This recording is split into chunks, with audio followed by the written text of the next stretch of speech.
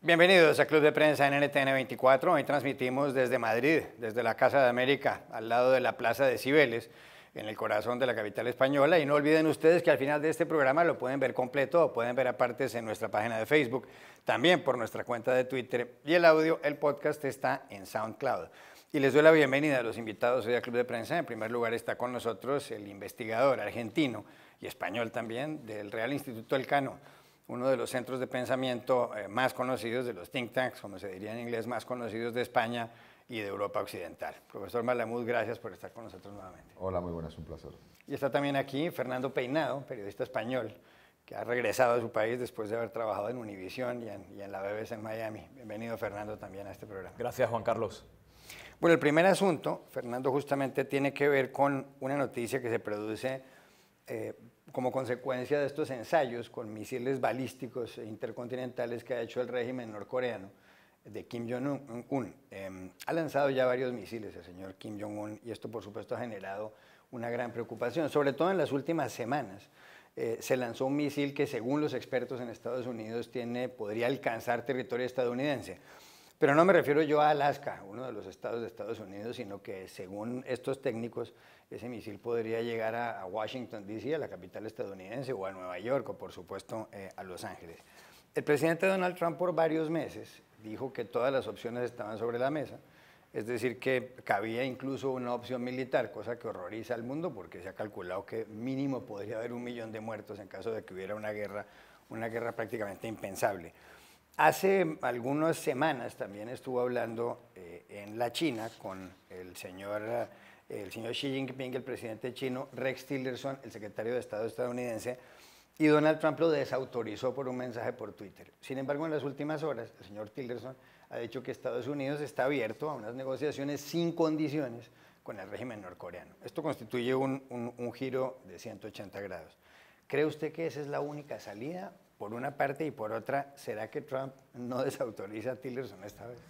Bueno, vamos a verlo en las próximas horas, ¿no? La verdad que Trump ha dicho ya más de una vez que él es el que manda y en este caso, bueno, el mundo está confundido porque no saben a quién creer cuando escuchan al secretario de Estado, que tradicionalmente había sido la voz incuestionable de la diplomacia estadounidense.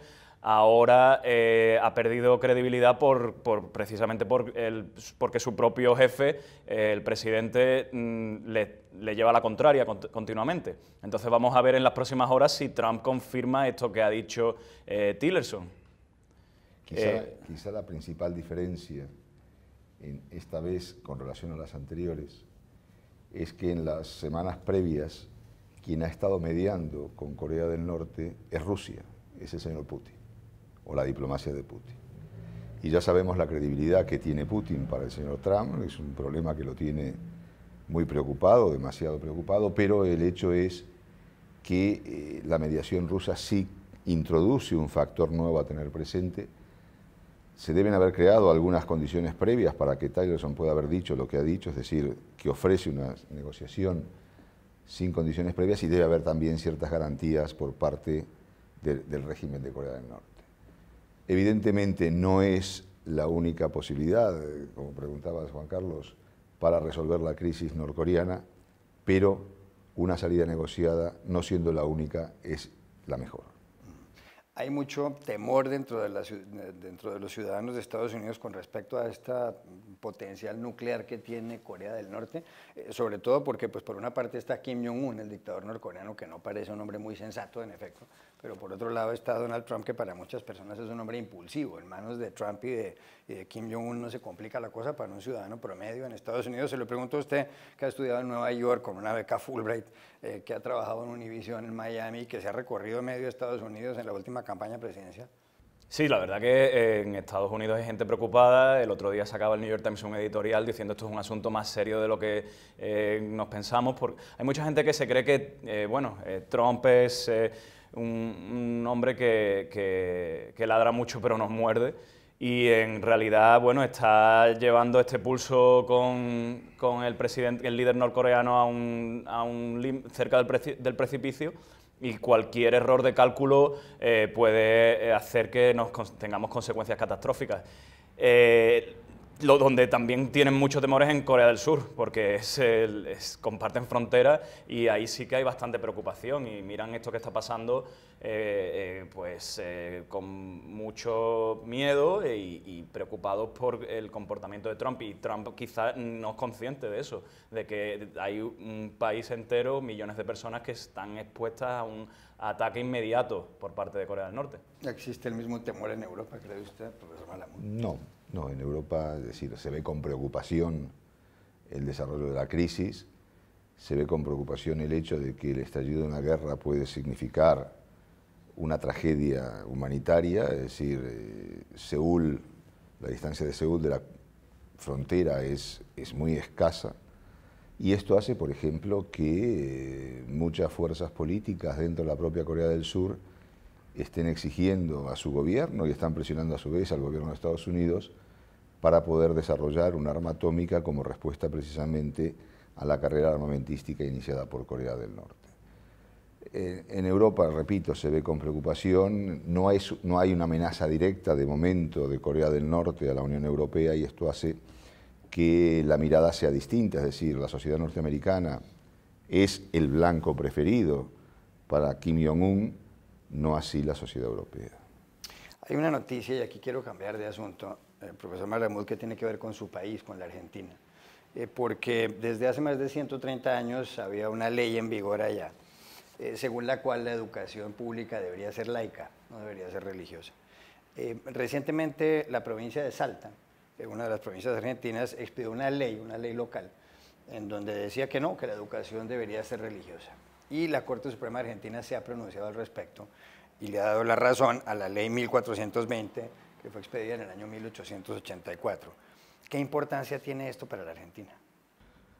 Bueno, lo que reafirma es, por un lado, la clara separación entre la Iglesia y el Estado, que la generación del 80, la generación liberal que sentó las bases de la Argentina moderna, impulsó desde el principio. La ley 1420, que separa precisamente la religión de la educación, o señala que la educación pública no tiene, o en la educación pública no hay cabida para la religión, es una ley impulsada bajo el claro influjo del pensamiento de Domingo Faustino Sarmiento, que también fue presidente argentino. En los años 50, 60 hubo una fuerte pugna social, prácticamente la sociedad argentina se dividió en dos, entre los partidarios de la enseñanza laica y los partidarios de la enseñanza libre, es decir, aquellos que abogaban porque dentro de la enseñanza pública hubiera cabida para la religión, sobre todo en ese momento la única que tenía opciones era la religión católica, se zanjó a favor de la enseñanza laica y esto lo que reafirma es el peso que el laicismo tiene en la enseñanza pública argentina, más allá de fuertes presiones de determinados sectores. Ya regresamos a Club de Prensa. Volvemos a Club de Prensa en NTN 24 desde la Casa de América en Madrid. Fernando, hay noticia de Estados Unidos, noticia importante, y se ha producido en Alabama, uno de los estados del sur. Había ayer allá una elección para uno de los dos senadores del estado. ¿Por qué? Porque uno de los senadores que tenía Alabama hasta ahora es el actual secretario de Justicia Fiscal General Jeff Sessions, senador republicano, además con vínculos con grupos racistas como el Ku Klux Klan, como se había mencionado varias veces. Como el escaño del señor Sessions quedó libre, se produjo esta elección. Y se enfrentaban el republicano Roy Moore y el demócrata Doug Jones. El señor Roy Moore ha sido un juez por más de 25 años, lo llamaban incluso La Roca, un hombre muy de derechas, pero en las últimas semanas y en los últimos meses se conoció que hace muchos años había acosado sexualmente a una menor de edad. Atención, aquí no estamos hablando de una mujer cualquiera, estamos hablando de una menor de edad. Sin embargo, el presidente de Estados Unidos, Donald Trump, lo había respaldado como candidato al Senado. ¿Qué es lo que ocurre? Que en los resultados que se han conocido hasta ahora, y ya está prácticamente el 100% escrutado, ha ganado la elección el señor Doug Jones, el demócrata. Es la primera vez en 25 años que un demócrata consigue un escaño por Alabama para el Senado. Pero esto además cambia la correlación de fuerzas en la Cámara Alta estadounidense, porque hasta ahora los republicanos tenían 52 de los 100 escaños y los demócratas 48. Con el triunfo del señor Doug Jones, como es obvio, eso cambia. Los republicanos, que son el partido de gobierno, quedan con 51 curules o 51 escaños y los demócratas con 49. Hay una elección legislativa importante el año entrante, en el mes de noviembre, dentro de 11 meses, en las primeras semanas de noviembre, en donde se va a renovar no solamente la totalidad de la Cámara de Representantes, que tiene 435 escaños, sino una tercera parte de los escaños del Senado. Y recordemos que aquí no solamente están en juego los proyectos de ley que presenta el señor Donald Trump, sino la posibilidad de que llegara a haber un juicio político, en donde la Cámara de Representantes tendría que acusar ante el Senado al presidente de Estados Unidos por distintas causas. ¿Qué representa para usted, que repito, se ha recorrido ese país de arriba abajo, el triunfo del señor Dow Jones? Esta es uno de los, la elección más importante, el resultado más importante desde la victoria de Donald Trump, de todas estas elecciones que hemos tenido en 2017. Es una derrota muy severa para Donald Trump. Supone que la base de votantes no siente esa fidelidad hacia él. Él había pedido el voto por Roy Moore, arriesgándose a mancharse, a apoyar a un candidato acusado de pedrastia, y la base no le ha seguido, no ha seguido lo que él pedía. Es la segunda vez, de hecho, en 3 meses que le llevan la contraria, porque en la primaria republicana él apoyó al rival de Roy Moore. Y de nuevo ahora, él que ha apoyado a Roy Moore, de nuevo los votantes republicanos de Alabama no han seguido su petición.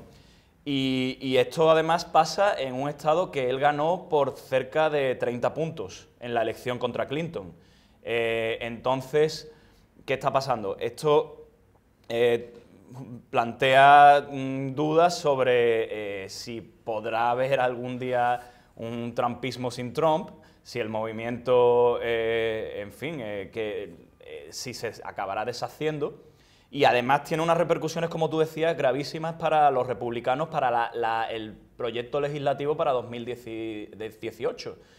Porque en este año han intentado aprobar la ley de salud, tumbando Obamacare, y no han podido, teniendo un senador más. El año que viene van a tener uno menos y con unas divisiones internas muy fuertes, entonces se va a hacer mucho más complicado legislar. Y todo esto en un año en el que se acerca la cita con las urnas en noviembre del año que viene. Ahora, ¿hasta qué punto, Fernando, como tú decías, esto es más el hecho de que las bases hayan desobedecido a Trump o no lo hayan seguido, o de que los demócratas y los independientes hayan sido capaces de movilizar una cuota del electorado que hasta ahora no lo habían podido? Es decir, hasta ahora lo que sabíamos, en función de las encuestas, era que aquel electorado más fiel a Donald Trump permanecía invariable en sus sentimientos, había decidido seguir apoyándolo, cueste lo que cueste.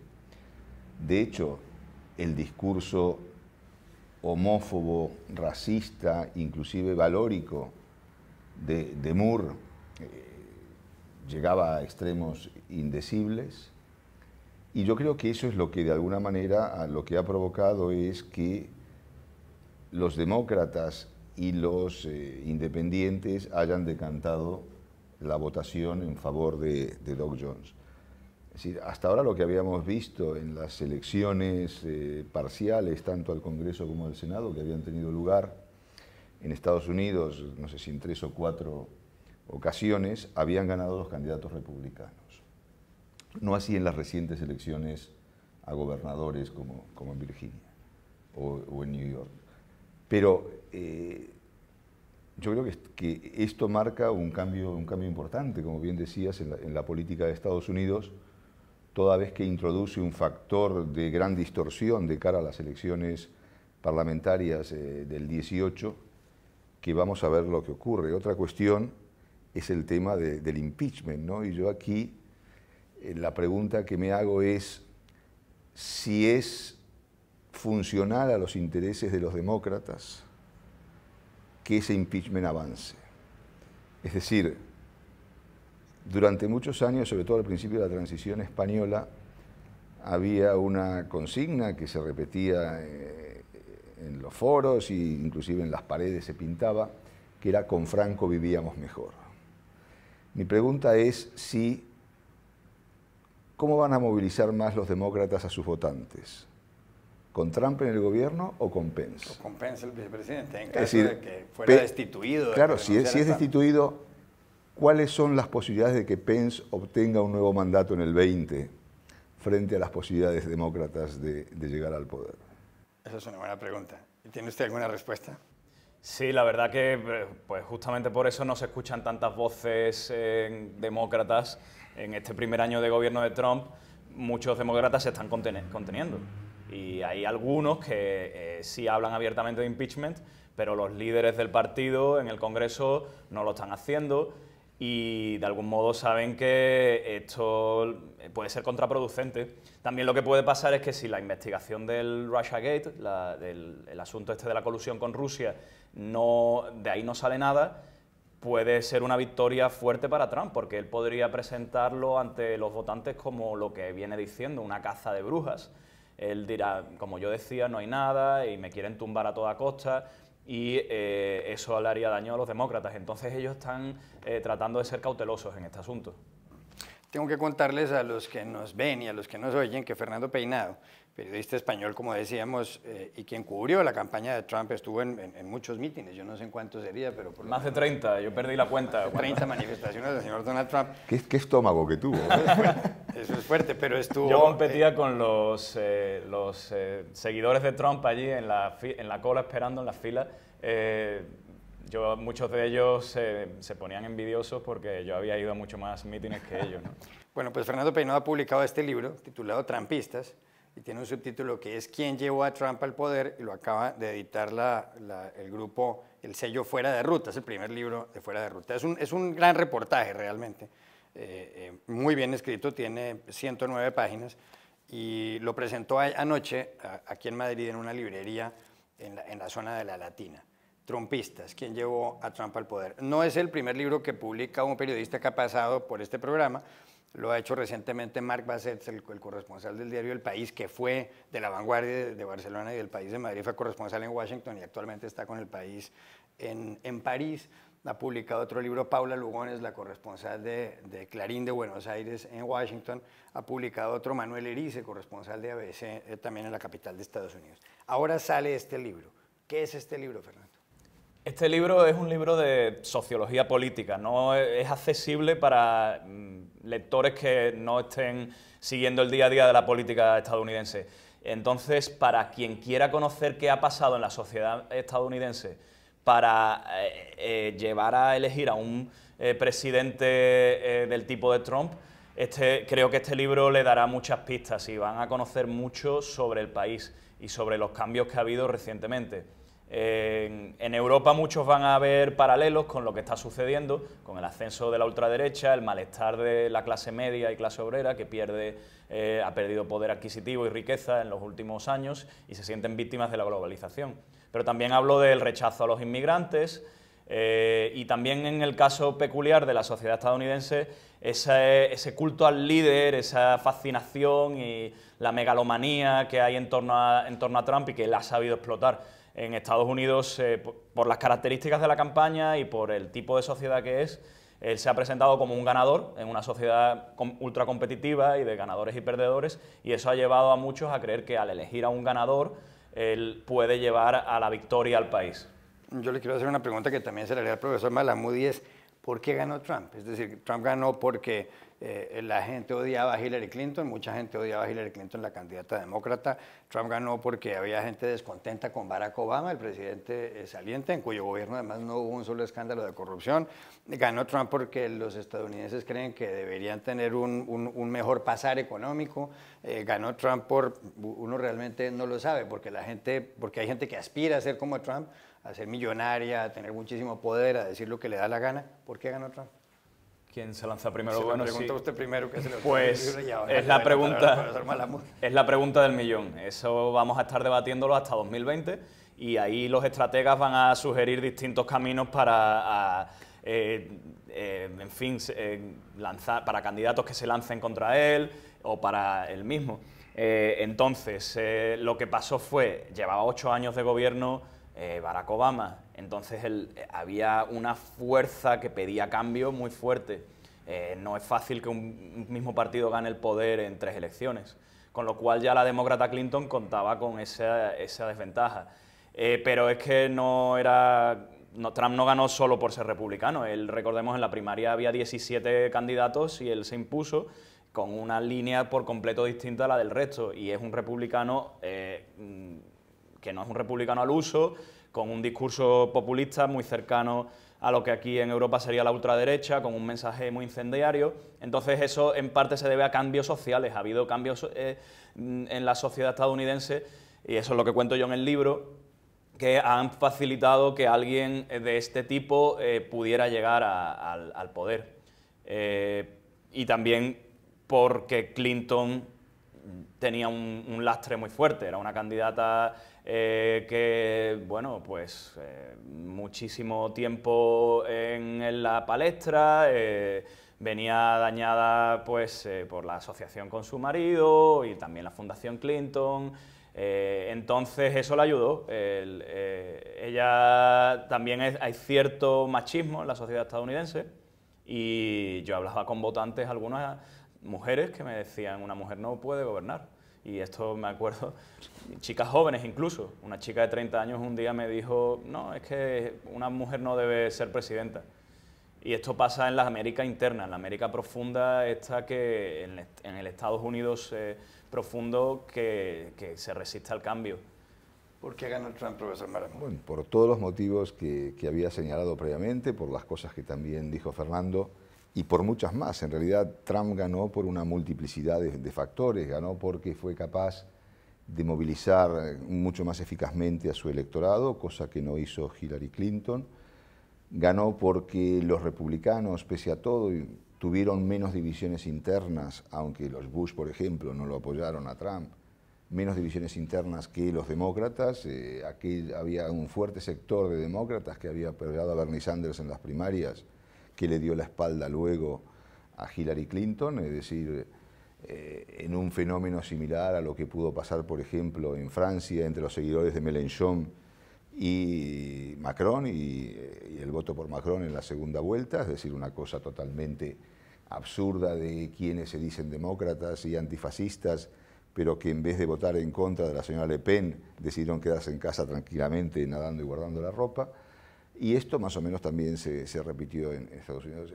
Es decir, yo creo que ha habido una suma de situaciones, aquellos que se sienten derrotados por la globalización, golpeados por la globalización, en medio también de discursos llenos de posverdades. Por ejemplo, se habla de los daños de la globalización a la economía norteamericana, los cientos de miles de empleos que se perdieron, pero no se habla de toda la riqueza, de los millones de empleos que se han creado como consecuencia precisamente de la vinculación de Estados Unidos a la globalización, ¿no?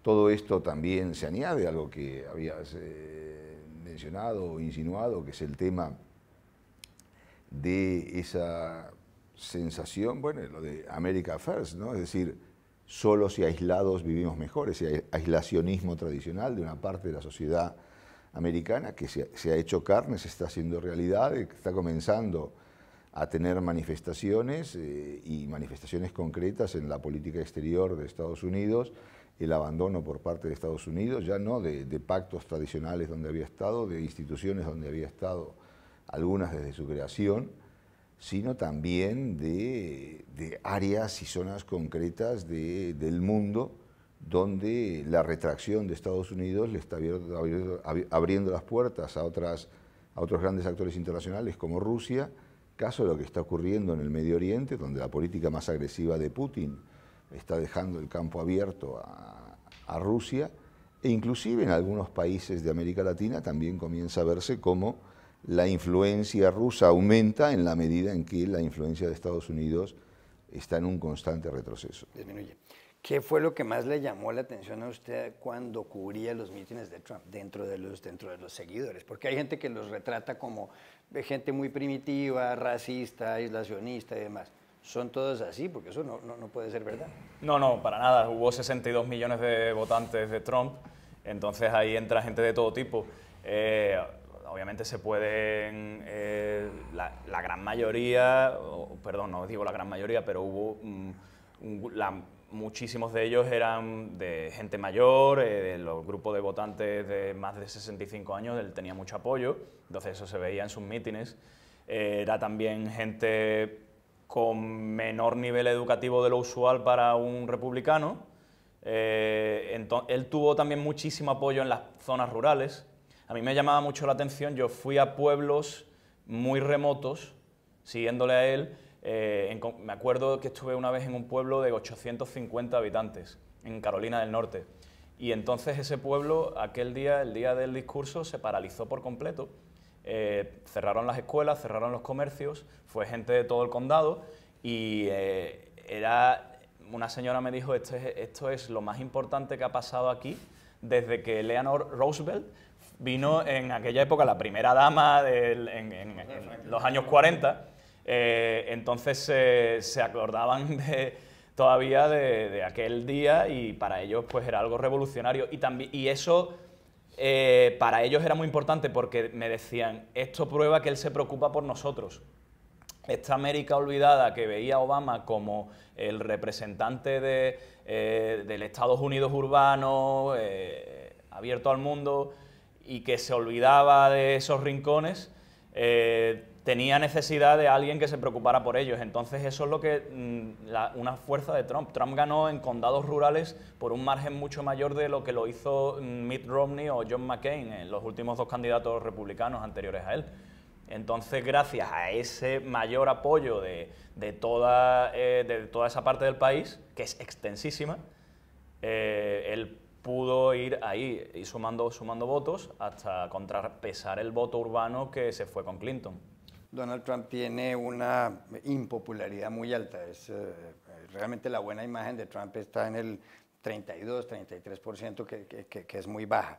Pero podrá mantener el satisfechos a estos electores, a los que lo votaron, porque hay que tener en cuenta que tal vez el único logro que él ha conseguido hasta ahora, por una parte puede ser el hecho de que va a sacar adelante una reforma fiscal, una reforma tributaria, que va a reducir los impuestos para las empresas del 35% al 20% y que les va a permitir a las parejas deducir tributariamente no solamente no $12.000 al año como hasta ahora, sino 24.000. Y a todo el mundo le gusta que le bajen los impuestos, eso por un lado. Por otro lado, es verdad que el veto migratorio para 6 países con población mayoritariamente musulmana satisface a algunos de sus seguidores, pero él prometió otras cosas en campaña, como por ejemplo, y lo recordaba anoche en el lanzamiento del libro de Fernando, él prometió encarcelar a Hillary Clinton y nombrar a un fiscal especial. Por supuesto, eso no ha ocurrido. Prometió levantar el muro o cerrar definitivamente la frontera entre Estados Unidos y México, y eso tampoco ha ocurrido, aunque está buscando los fondos en el Congreso. Y le repito la pregunta, ¿logrará él mantener contentos a sus votantes?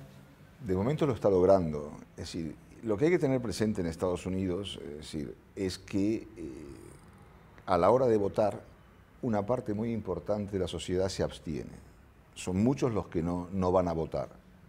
Depende de la elección quién se moviliza más o quién se moviliza menos. En esta ocasión, como recordaba Fernando, Trump fue capaz de movilizar sectores de las áreas rurales que en ocasiones anteriores no habían ido a votar, habían preferido quedarse en casa. Y eso evidentemente le dio un apoyo extra en algunos lugares que se transformó en los votos necesarios en el colegio electoral para que pudiera ganar la elección pese a no haberla ganado en voto popular. Por lo tanto, es verdad, Trump tiene un índice de rechazo muy alto, pero en la medida que ese índice de rechazo no se traduzca, como por ejemplo ahora ocurrió en Alabama, en la movilización del voto de todos aquellos sectores que no soportan a Trump, que prefieren verlo derrotado, él va a seguir con ese núcleo duro de apoyo manteniendo su situación de predominio. Por lo tanto, el futuro de la política de Estados Unidos depende en buena medida en la capacidad que tienen los oponentes de Trump de movilizar a su electorado para poder derrotarlo. Por eso, cuando hablábamos antes del impeachment, preguntaba si era una buena política sacar a Trump para poner a Pence. Voy a hacer un comentario. Trump está confiado en que ahora esta reforma de impuestos va a estimular la economía y podría darle un impulso fuerte. En 2018, podría ser un año en que esta línea, esta buena trayectoria, esta buena marcha de la economía continúe. De hecho, la economía está creciendo, se está están creando creciendo muy puestos rápido de trabajo, Wall Street no deja de subir, es decir... Y mientras la gente siente que su bolsillo va bien, pues por muchas turbulencias que haya, mucha polémica de lo que hablen los medios, ellos podrían comprar el mensaje de Trump. Aquí hay una caza de brujas, están intentando tumbarme porque en realidad lo que estoy haciendo es bueno. Entonces yo creo que él está jugando a eso de momento. El problema sería si la economía revienta, si hay una burbuja, esto estalla, ¿cuál sería la alternativa para Trump?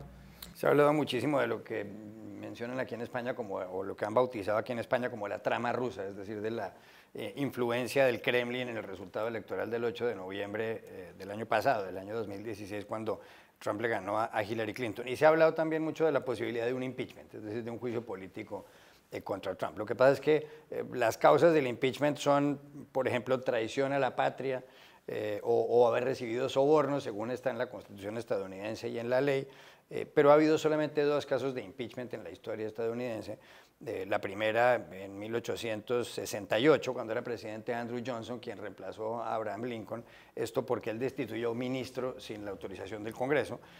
Fue acusado el presidente Andrew Johnson por la Cámara ante el Senado y el Senado lo absolvió o no aprobó el impeachment.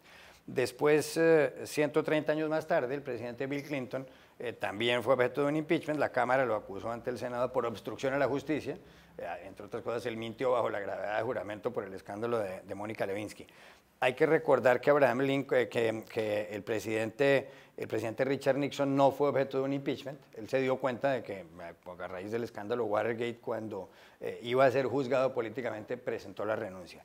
Le hago a usted la pregunta que se hace tanta gente. ¿Usted ve factible un impeachment para Donald Trump, contra Donald Trump? Si en 2018 los demócratas obtienen tienen grandes ganancias en el Congreso, es posible. Habrá muchísima gente que lo pedirá y también dependerá de la trayectoria, dependerá del ánimo en el país. Si de verdad hay fuerzas fuera del Congreso que lo están pidiendo, puede ser que los líderes del Congreso no tengan más remedio que hacerlo, pero se juegan a que sea contraproducente, como decíamos antes. Si ahora el sustituto es el vicepresidente Mike Pence, que es un conservador, un republicano clásico de toda la vida, quizá llegamos a 2020 a la elección y los votantes republicanos dicen, pues qué bien, nos quedamos con él. Entonces, una cosa que puede pasar en 2018 es que los demócratas digan, vamos a esperar, porque hemos tenido una elección muy buena, probablemente en 2020 la tendremos también y tendremos de nuevo un presidente demócrata y los republicanos solo habrán gobernado durante 4 años. Carlos Maragall. Un impeachment, recordemos, es un juicio político, no es un juicio ante la justicia normal, por lo tanto, no basta con que se haya cometido un delito, por ejemplo, traición a la patria o recibir sobornos o estar involucrado en negocios con Rusia, cosa que podría ser perfectamente plausible, sino también es necesaria la voluntad política y la fuerza política para llevarla a cabo. En este momento, los demócratas están en minoría en las 2 cámaras del Congreso, por lo tanto no tienen la fuerza suficiente como para llevarla a cabo. El resultado del 18, como decía Fernando, va a ser crucial para saber cuál es la capacidad de acción que van a tener, es decir, si van a tener la fuerza suficiente como para impulsar el impeachment y luego también para aprobarlo, pero junto con esa relación de fuerzas hace falta también la voluntad política, la decisión política de llevarla a cabo. Y aquí es donde entran a contar otra serie de intereses, otra serie de cálculos, como por ejemplo qué va a pasar en las elecciones de 2020, donde no solamente se renueva el Congreso y parte del Senado, sino también donde se renueva, está en juego la propia presidencia del país. Y por lo tanto ahí los cálculos electorales de los estados mayores de cada uno de los partidos son los que van a empezar a tallar y a ver, bueno, por dónde se decanta la situación. Una cosa que no hemos dicho, Carlos, es también si hay una revelación, una bomba informativa fuerte en esta investigación que está llevando a cabo el fiscal especial Mueller, sería inevitable que el Congreso actuara. Porque quedaría en evidencia, los ciudadanos se preguntarían, ustedes no están ejerciendo el control para el que... No, porque, y en ese caso, evidentemente, una parte importante de los republicanos dejaría de estar a favor de su jefe y tendrían que tomar una postura muy clara, ¿no? Sí, sí. A la prensa se le acusa mucho de ser hostil con Donald Trump, de criticarlo en exceso. ¿Qué ha hecho bien Trump? Bueno, por el país me refiero. Como decíamos, la economía va bien, es cierto. Ya empezaba a estar bien al final de claro, Obama. es que ya estaba bien con Obama, es que él heredó una situación envidiable. Fantástica. Cuando comparamos cómo fue lo que, cuando Obama toma las riendas, cómo estaba la economía, la herencia de Bush fue desastrosa. Entonces, Trump está aprovechándose de esa economía que iba en buena trayectoria. El país crece ahora mismo al 3%, 4% de desempleo, la bolsa está eufórica, viene esta reforma fiscal que probablemente inyecte todavía más vida en la economía.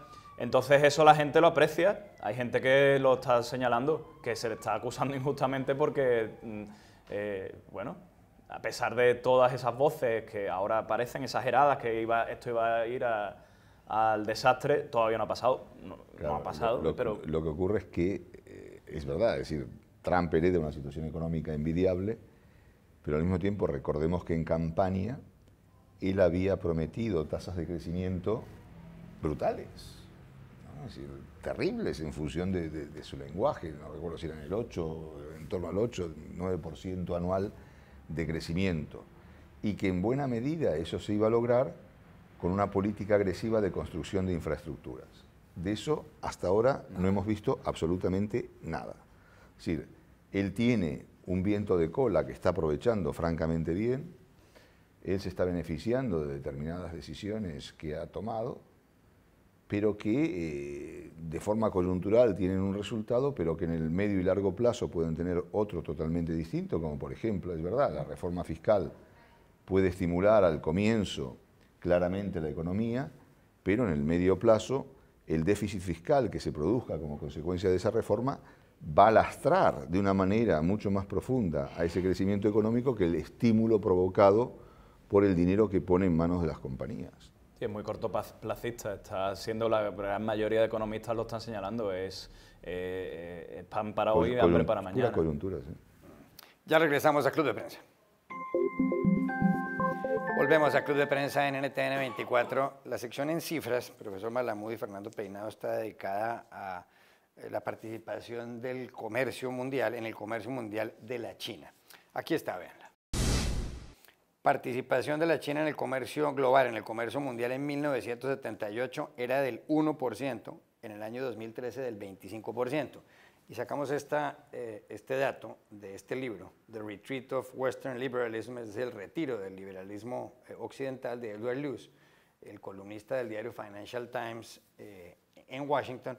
Un libro estupendo que cuenta cómo uno de los problemas que tiene la democracia es que mientras no haya crecimiento económico, mientras la gente no sienta que tiene dinero, que lo está pasando bien, pues se va a ir perdiendo cada vez más el respaldo por la democracia. El libro imprescindible está prácticamente en todas las listas de los libros de 2017. ¿Qué piensa usted de esta estadística? Bueno, esa estadística refleja claramente lo que ha sido la evolución de China en los últimos 40 años, ¿no?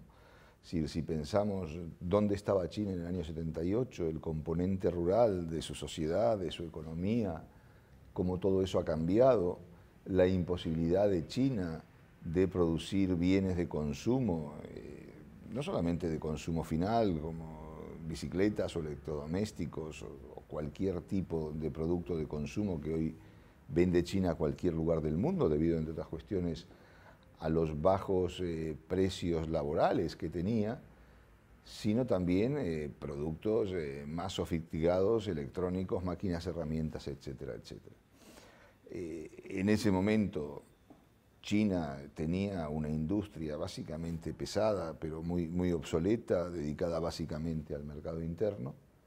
Ha logrado abrirse a costa de, precisamente, de aprovechar hábilmente esos bajos costes laborales. Se ha introducido de forma potente en mercados emergentes como los de África, América Latina y otros países asiáticos, pero también en países desarrollados. Hemos visto cómo China ha ocupado cuotas de mercado importantes tanto en Europa como en Estados Unidos, y eso acompañado de una política comercial, una política de Estado comercial muy hábil. Es decir, lo paradójico, y volviendo a Trump, es que en los últimos meses hemos visto a un Estados Unidos que se ha convertido en el adalid del proteccionismo, mientras el presidente Xi, en la última reunión de Davos, se ha convertido en el gran adalid internacional del libre cambio. De la globalización, lo cuenta Eduardo Luis al principio del libro. Fernando Peinado. Sí, China todavía está muy por detrás en materia militar, ¿no? Donde Estados Unidos es el líder indiscutible, y también en el ámbito cultural, ¿no? La cultura estadounidense sigue siendo la cultura más influyente, seguimos viendo películas de Hollywood, seguimos leyendo prensa estadounidense. Entonces, el poderío chino todavía tiene límites, ¿no? Ha habido un cambio enorme en lo económico y han evolucionado. Estamos llegando a una fase en la que, bueno, ya tenemos productos de consumo chino entre nosotros, los móviles, los celulares Huawei, por ejemplo, bueno, y toda la penetración que han tenido las grandes constructoras chinas en el mundo en desarrollo y también aquí en Europa. Entonces, ¿qué pasa? Que hay esos límites, ¿no? Todavía le queda dar pasos a China para poder ser rival de Estados Unidos. Sí. Ya regresamos a Club de Prensa. Volvemos a Club de Prensa en NTN 24 desde la Casa de América en Madrid para despedirnos, porque se acabó el tiempo. Gracias, Carlos Malamud, por haber estado aquí. Un placer. Gracias también a Fernando Peinado. Por favor, compren el libro Trumpistas de Fernando Peinado, del cual hemos hablado aquí. Y a ustedes los espero mañana nuevamente en Club de Prensa.